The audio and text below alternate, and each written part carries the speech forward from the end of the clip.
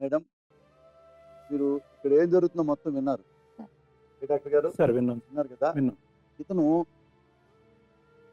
ఎంత బ్లంట్గా ఎంత నిర్దయగా ఒక అబద్ధం చెప్పాడంటే, నేను భార్య ఉండగా పిల్లలు ఉండగా వేరే ఒక అమ్మాయిని తీసుకుపోయాను. ఎందుకంటే అంట గాలి వచ్చిందంట, దెయ్యం పట్టిందంట. మరి అమ్మాయిలు వెళ్ళినప్పుడు మన అమ్మాయిని అప్పుడు వీళ్ళావిడ అనుమానిస్తే దాన్ని నిజం చేశారు. ఈ అమ్మ భాగ్యలక్ష్మి చెప్పిందన్నీ ఎన్నిసార్లు అతను ఎన్నిసార్లు వెళ్ళిపోయాడో మొత్తం మొత్తం వేటు చెప్పింది. అంటే అమ్మ నీకేం న్యాయం కావాలని అడిగా.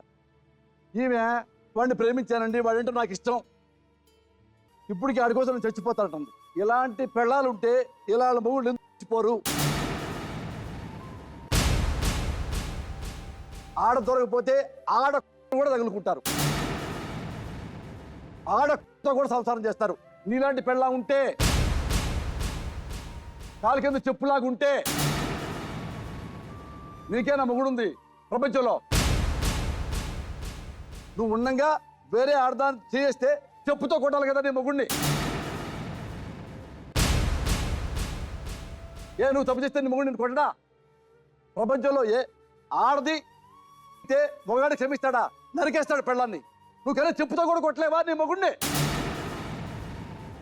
బుద్ధి లేకుండా నేర్పుతున్నావు, బుద్ధి నేడుస్తున్నావు. ఈ పిల్లలకి ఏం నేర్పదలుచుకున్నావు నువ్వు?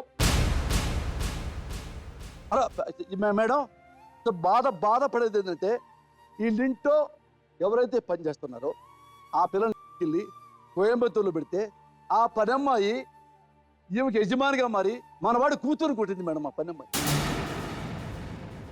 ఇంత దుర్మార్గం, ఇంత నికృష్టం నేను చూడాలి నా లైఫ్లో. ఎవరైనా పెళ్ళైతే పెళ్ళ ఉండగా మొగుళ్ళు ఎవడైనా తప్పు చేస్తారు, గోడ దూకుతారు, ఎదవైసాలు ఎత్తారు, తప్పు దిద్దుకొని మళ్ళీ వస్తారు, బాధుతారు.